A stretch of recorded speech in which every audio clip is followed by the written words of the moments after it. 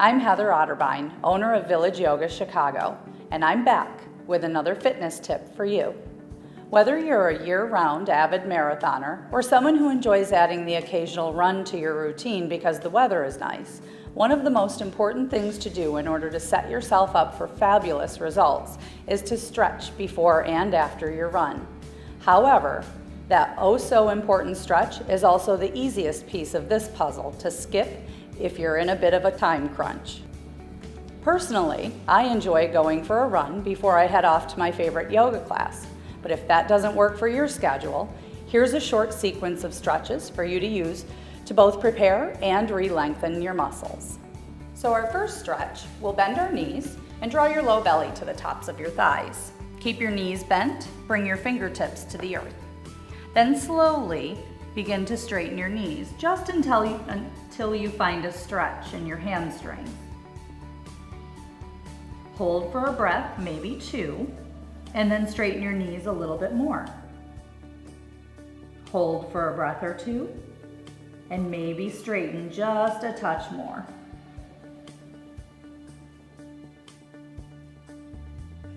And then inhale, gently come back up to stand. So for our second stretch to prepare or re-lengthen your muscles for a run, we're gonna come forward into that forward fold and you'll reach a leg all the way back. Come into a runner's lunge. Slide up onto your fingertips. Draw your heart forward and then begin to sink your hips. Drawing your heart forward and then sinking your hips, stretching into the hip flexors and the quadriceps, and even into your low belly. Stay on your fingertips. Maybe hold this for 30 seconds. Then gently press off your back foot and step forward to the top of your mat. Bring your hands to your hips and come up to stand. And then take the second side. Fingertips come to the earth. Lunge your opposite leg back. Rest on the ball of your foot, slide up onto your fingertips, draw your heart forward, and then sink your hips. Be patient, draw your heart forward, and sink your hips. Then gently press off your back foot, hands to hips, come up to stand. And for our third stretch, we'll come into a long stance. Lunge. Fingertips to the earth again. We'll reach a leg all the way back. For this one, press up onto the ball of your back foot, lift through your hips, and straighten your front leg. You can bring your fingertips to the earth. If you don't quite reach the earth, use a book, a block, anything you've got handy to bring the earth to you. You'll draw your heart forward again, keep standing in your back leg, and maybe begin to fold forward to deepen the stretch in the front leg.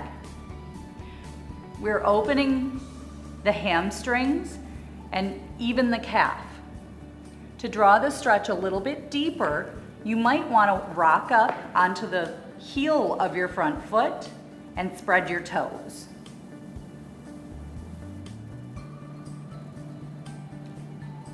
Stay on your fingertips, lift up through your heart, plant the sole of your front foot, soften the knee, and step forward. And we'll move into the second side. Lunge the opposite leg all the way back, bending through the front knee and pushing onto the ball of your back foot. Then straighten your front leg, lifting through your hips, lift up through your heart, and then start to fold. If you'd like to deepen the stretch, rock onto your front heel, spreading your toes.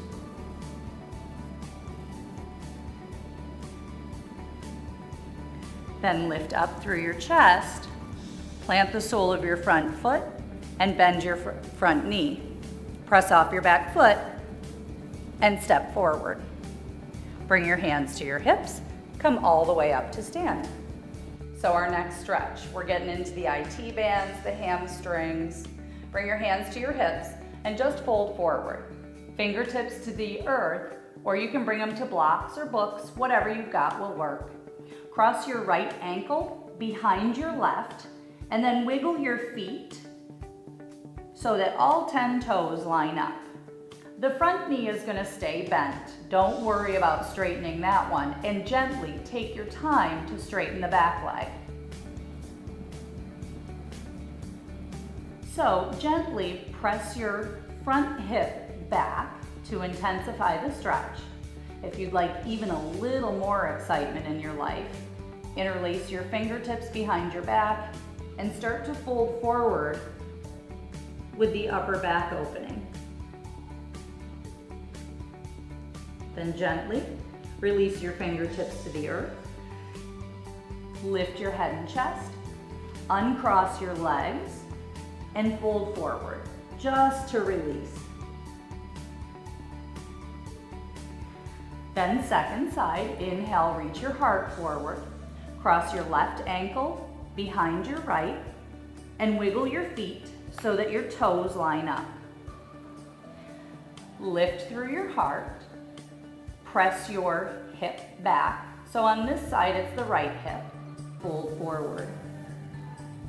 Straightening through your back leg, but not worrying at all about straightening the front. If you're adding in the shoulder opener, slide your palms together behind your back. Draw your elbows to the sky. Reach your arms up and overhead. Gently release your palms. Inhale, lift through your heart. Uncross your legs. Bring your feet hip distance apart and fold forward to release. Bring your hands to your hips. Rise all the way up to stand. Now we'll move into a little quadricep, shoulder, and chest opener for your run. So you'll shift your weight into one leg, bend the opposite knee, and reach back with your foot. Then reach back with your hand and take the big toe side of your foot. Start to press your foot into your palm as you reach your heart forward. Then drop your tailbone. This will help stretch the quadriceps. To deepen the shoulder and chest opener, push your foot into your palm and start to lean forward a bit, but keep hugging your tailbone in to keep that quadricep stretch. Then gently release with no ricocheting. Bring the foot to the earth. And now we'll move into the next side. So shift your weight into your left leg, bend your right knee, reach back for your right foot with your right palm. Start to press your foot into your palm. Drop your tailbone for the quadricep stretch. Keep pressing your foot into your palm. Maybe start to lean forward to deepen the shoulder and chest stretch. When this is finished for you, gently release that foot and bring it back to the earth. So this is our last stretch for preparing or recovering from our run. We're going to squat down, come down onto all fours. Stack your shoulders over your wrists and your hips over your knees. Then all you're going to do is turn your toes under, lift your hips, lift your knees, and come into downward facing dog. Your feet are hip distance apart at least. If you have tight hamstrings, you can separate your feet a little bit wider and you can bend your knees. But slowly, the same as we did in our standing forward fold, we'll start to straighten our knees. Over time, this will help us create some flexibility in our hamstrings. Push into your palms to lift your hips.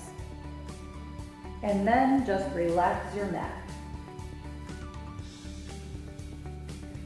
Downward facing dog is a fabulous stretch for stretching out the calves, the ankles, and actually the rest of the backside of the body. When this is finished for you, just lower your knees, walk your palms back,